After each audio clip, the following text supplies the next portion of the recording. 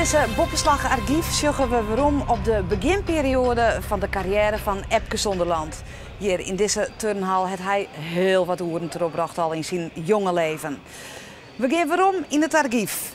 Waarom na 1998, maar nog een hele jonge Epke.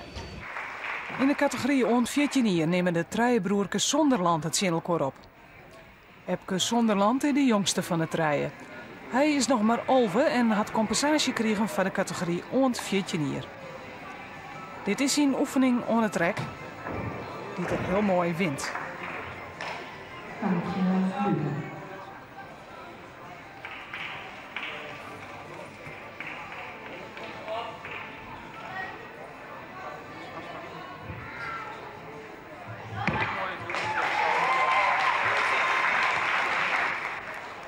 Herre Zonderland stiet dan likwijls nog eerste en je verdedigen het er zijn voorsprong op het hinder.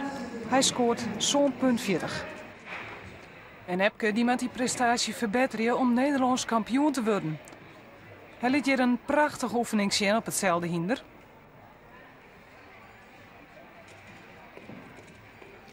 En Epke scoort uiteindelijk maar 8,15, 14e punt meer als Herre.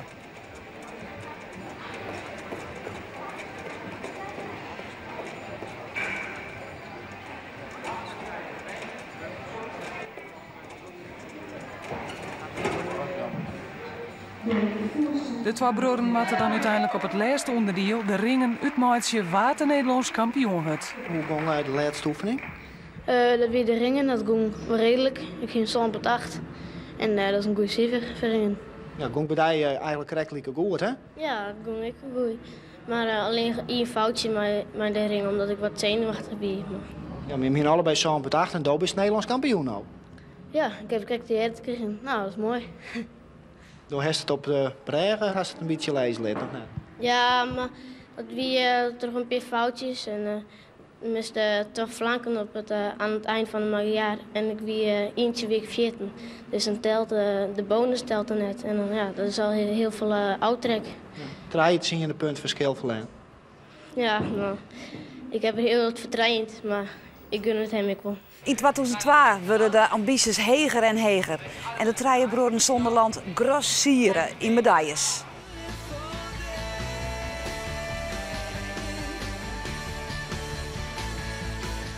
Zweep je in mijn kwark wat op? Ja, ik denk het wel, ja. Als ik zijn herres zoek met in de wedstrijd, of Johan, ja, dan wil ik natuurlijk graag winnen. En we trainen bij elkaar en als de ene weer een naar onderdeel helpt, dan stoot het ik weer. Ja, eigenlijk wel, ja. Dus dat had een positief effect? Ja, zeker.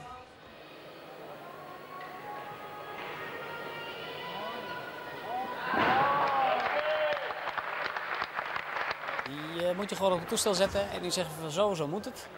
En dan denkt hij er eens even over na, probeert eens wat en je kunt ook gerust weglopen. En dan een kwartier later is het klaar. Die kan in principe alles. Heel bewegingsgevoelig, ook niet bang. Als hij bang is, dan wordt hij door zijn broers wel geholpen. Zo van, ja, joh, dat stelt niks voor, een beetje opschieten. Maar hij neemt meestal wel het voortouw in het aanleren van nieuwe elementen. En daarna zegt hij tegen zijn broers van nou zo moet het. En dan trekt hij de anderen wel mee.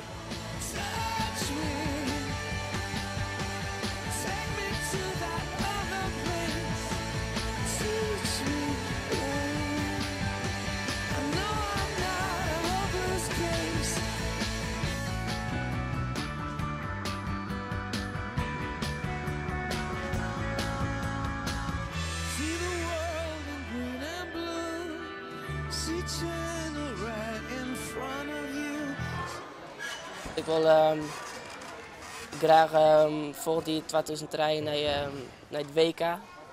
En ja, uiteindelijk wil ik toch wel bij de Olympische Spelen meedoen, als het kan.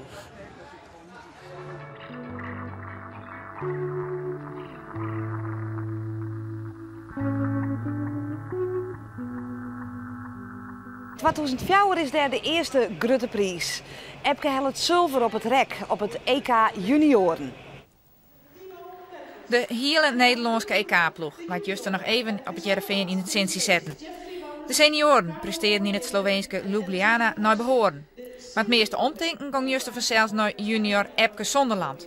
4 op een meerkamp en 2 op een rekstok. Daar verraste er elke niet mee. Voltige en rekstok zijn zijn beste en favoriete onderdelen.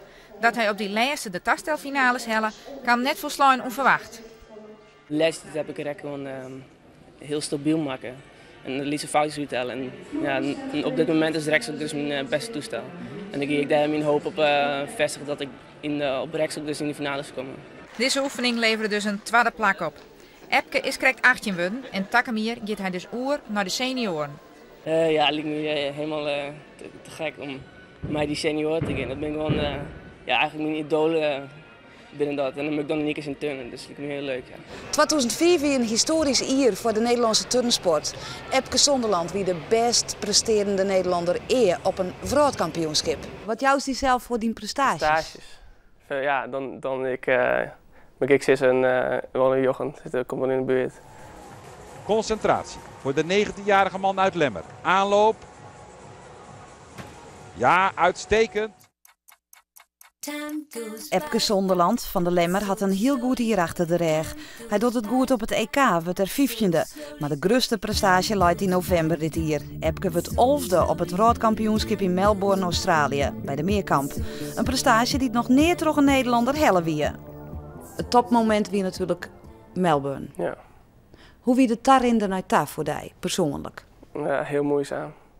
Ik denk 4, 5 weken verder het WK. Toen shit het voor het eerst in mijn nek tijdens het turnen. Snijn, hier weer de Nederlandse kampioenschappen voor het team.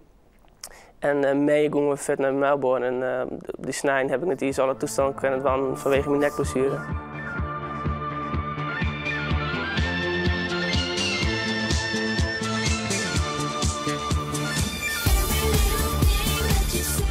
En 1 week verder het WK, toen kon ik eindelijk mijn volledige programma draaien. En toen heb ik dus flink getraind om die elementen gewoon, van mijn oefeningen te kennen.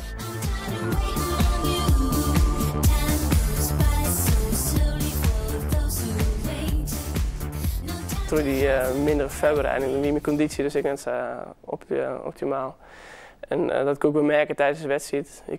Bij de kwalificatie, de eerste toestand had ik nog goede energie, geen probleem. En toen, ja, de laatste 4 toestand had ik echt viel ik dat ik minder sterk was. Dus toen was het gevoel eigenlijk net heel goed. Dus, maar het lukt al lekker. Dus,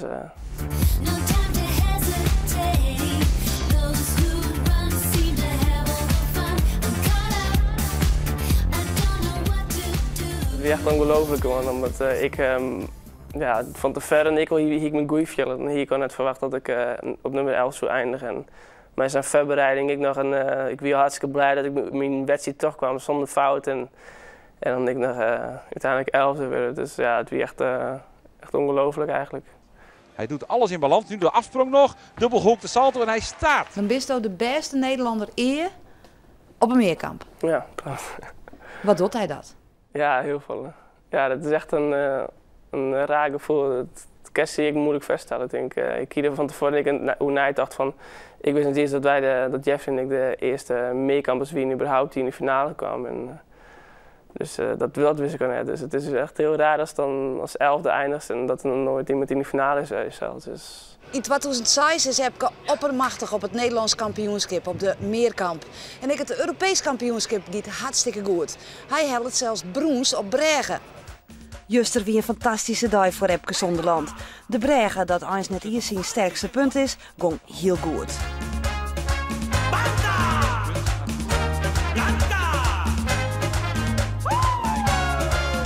Nu komt zijn superelement. Die naam moet met een hele draai erbij. Gaat het doen? Gaat hij goed? Gaat hij goed? Ja, hij gaat goed!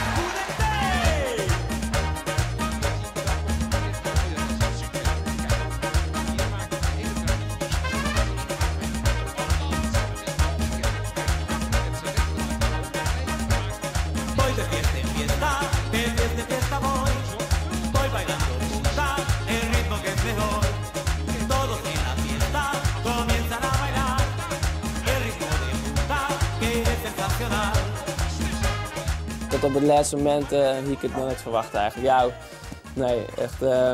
Zo, ik hier van tevoren wie eigenlijk mijn doel voor het EK, wie de allround finale hel je.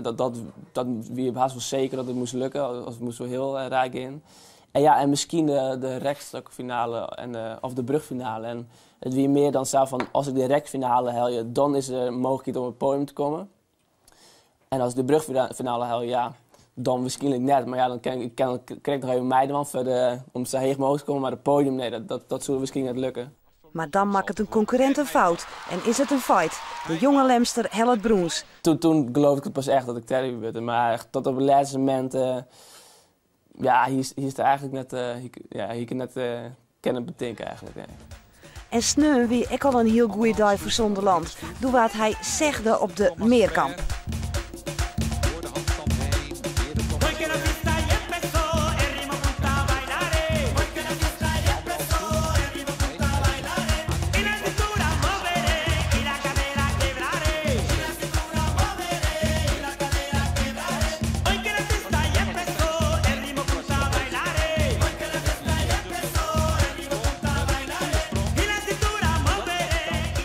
Wat is nou mooier, dat plakje, die bronzen medaille of die sexte plak op de Meerkamp? Nou, het heeft beide wel wat. Want ik ben nu al wel heel erg bezig met die WK-kwalificatie. Of met die WK om te kwalificeren of te plaatsen voor de Olympische Spelen. En dat heeft alles te maken met de allround. Dus bij de Meerkamp. Omdat is een mogelijkheid. De kerst, ja, als de via de toetsenfinale was, dan moest wereldkampioen worden. Nou, dat lijkt me een beetje tegen gegrepen. Maar ik kan toch bij de beste 12 komen, kan ik me plaatsen voor de Olympische Spelen. De Olympische dream komt heel dichterbij. Maar het wordt nog een hele drege opjefte. Met grote concurrenten als Jeffrey Wammers en Juri van Gelder. En dan komt het WK in Stuttgart. Met een bizar verin. En een heel goede oor-in voor Epke. Ja, dit is echt ongelooflijk. De enige Nederlander op dit moment die erin keer. Dat is echt, dat ik het dan binnen, hè, dat is echt apart.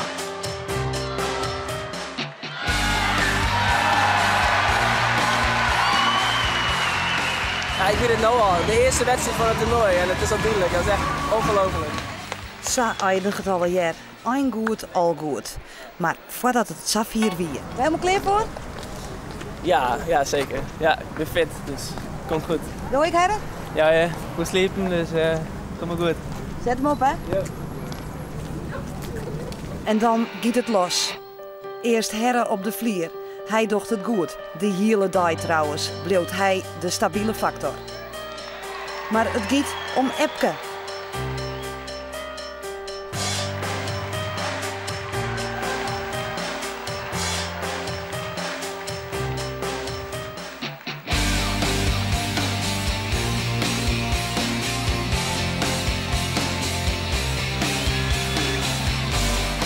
Maar het giet mis.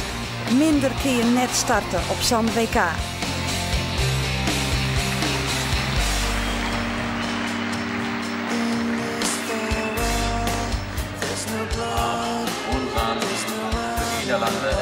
Dit is de eerste keer dat ik geen goede grip hier. En dus met de oudzet bij de 12 in de soef glied ik al een beetje uit. En bij de landing helemaal, bij het met 10 fut. Dus ja, de lijst gewoon op die vloer. En dan denk ik echt van, oh. En dan de voltige. En oh, dat gaat net goed.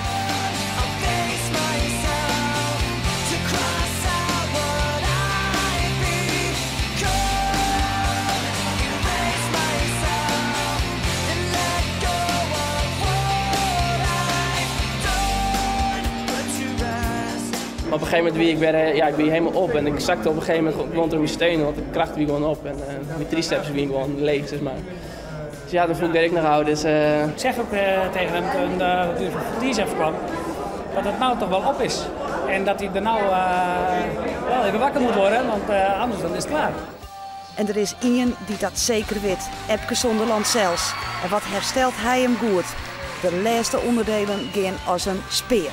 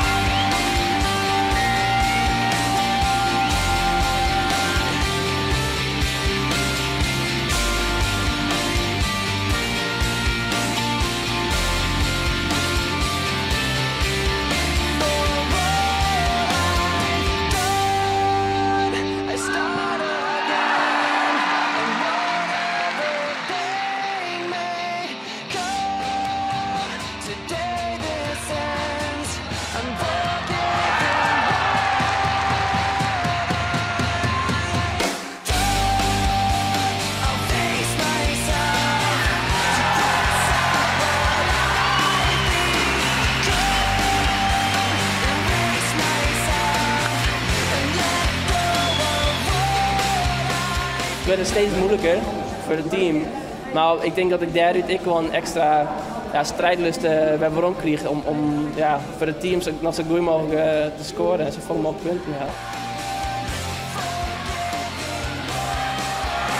Epke heeft een blikberik kwalificeerd voor Peking. Het grote wachtje begint, zonder eens te witten weer op. Als ik alle regeltjes naast elkaar leg en overal ja op ingevuld heb, dan kan het niet anders zijn dat deze jongen naar de Olympische Spelen gaat. Maar wanneer weten we het zeker dan?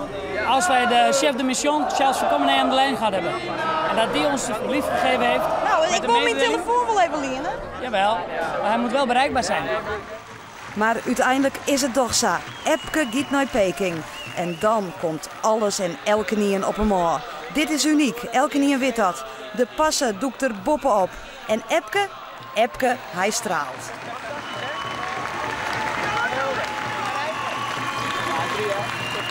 Ja, ongeloof. Het is gewoon nog echt ongeloof. Gewoon, dus ik was er best zo lang mee bezig en dat het nou in één keer lukt. Dat is echt zo raar. Dat is moeilijk te beseffen gewoon. Ome Epke, maar mooi hè? Zeker ging mooi. Ja, natuurlijk. Je kan zo lang op water, dit is prachtig. Ja, ik ben altijd mooi, dus nou ik. En het Chinees, hoe is dit vast, no? Chinees, dat leer ik even nog. Het is echt net te geloven. Geweldig dat dat gebeurt. Super. De hele familie takken hier naar Peking dus. Maar eerst naar het centrum van Stuttgart, want dit moet vierd worden. De Sonderlands nemen er even van en dat mooi. Maar dan begint het pas echt. De spanning rint op. En blessures worden een probleem. Echt duidelijk is het nog net, maar het werkt het wel blijkbaar. En hield hij meer topsporters wit hem te vinden, Yves van Asje. Ex-turner Epke Sonderland. Hij had al een skoft- en schouderblessure en lid van Asje nou krek Bob Cooley op bezit haar. Cooley had de Resistance Flexibility uitvoeren. Lieniger terug Viestaan.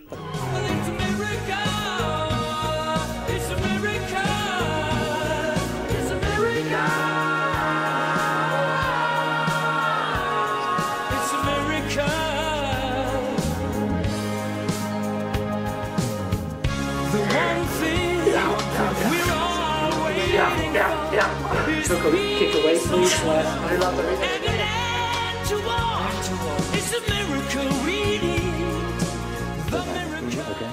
En voor wat het goed zocht, het rechterschouder van Epke, voor je oorsjoggen links, hing het meer naar achter. Zo, wij winnen ik wel van op de hichte dat wij te volle sas stongen als turners. En het idee van nu is weer om die achterkant meer te trainen. Nou ja, als heel volle die achterkant gaan stenen, dan komt het misschien ook wel. Maar sowieso net iets aan korte tijd. Dus ja, ik denk dat we wel op een andere manier aan het werken dan. Ja. En dan is het 9 augustus. Epke moet hem kwalificeren voor de finales van de Olympische Spelen in Peking. Zijn familie is heel nerveus.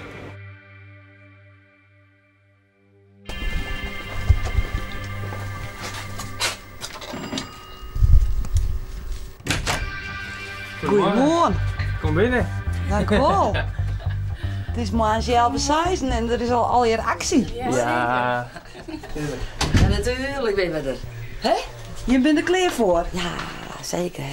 Een beetje sliepen en ja? dan gaan we er wel zitten. Ja, spannend hè? Ja, vind je het echt spannend? Ja, ik vind het heel spannend. Ja, ik vind het altijd erger dan dat ik zelf bezig ben. Daar heb ik een invloed op. En zeker als dat 4 fut is. Het is ja, ik ben al dagen eigenlijk ben ik er een beetje jou. Want ja, ben ik constant mee bezig. Ja, ja wat Herk zei, toen ben ik gewoon al even mee bezig. En ja, gewoon het moment, de wist dat hij nou aan het inturnen is en dat hij in de zaal staat. En dat leeft mij aan mij. En ja, dat is wel heel spannend.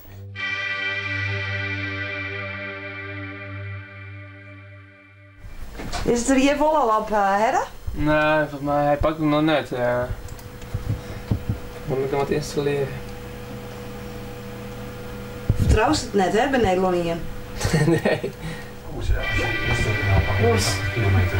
Het rustig eind. Je zit in de peloton. Ah, daar staat hij al. Hij staat. Hij staat er nu niet.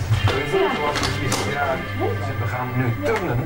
Epke Sonderland komt in actie. Ja, voor het eerst sinds 1928 een Nederlandse turner op de Olympische Spelen. Toen was het Klaas Boot, nu is het Epke Sonderland. Die heeft zijn pijlen gericht op een onderdeel rek. Mooi Gerard Speerstra. De bal klaar. Kom op, hè. We hebben er 80 jaar op moeten wachten om een Olympisch turnen te hebben. Kom op! Hij heeft de moeilijkste wedstrijd uit zijn leven samengesteld. Heeft nog nooit in de grote wedstrijd laten zien, want hij was geblesseerd in de afgelopen jaar. Nu moet het allemaal 7 tot 1 is het bloedheidsgraad. Hij heeft 3 vruchtdelen. Hier het eerste. Kom op! Gaat goed. Kom op, jongen. U doet de Cassina. Dubbelsalto. Kom op! Ga door. Ze draaien nu de dubbelsalto. Ja. Oh! Ja, kom op! Kom op! Kom op! Ja. Kom op! Kom op! Door! Nu door! Kom op, Jan! Kom op! Kom op! Ga door! Kom op! Ah, shit! Kom op! Kom op, jongen! Doorsteken tot dit blokkeren. Prachtig uitgevoerd. Hey, kom op! Kom op! Kom op! Hij moet staan. Hij moet goed staan. Dubbelsalto. Oh, jongen. Een prachtige oefening. Kom op, jongens. Mooi, kom op. Wauw. We hebben gezien de man die vierde werd vorig jaar bij de wereldkampioenschap. Oh, wat 15,5. Dit is het klappen. Nou, en wij. Kom op. 7, kom op, 15, 7. Ja! Oh, dit was spannend tot 4 uur vanmiddag. Alweer een historisch moment. Epke Zonderland is de eerste Nederlander die het in een finale stiet op de Olympische Spelen. 9 augustus is het Xavier. De familie Zonderland gaat op weg naar Hilversum. Herre moet voor de NOS analyseren. De spanning rint op.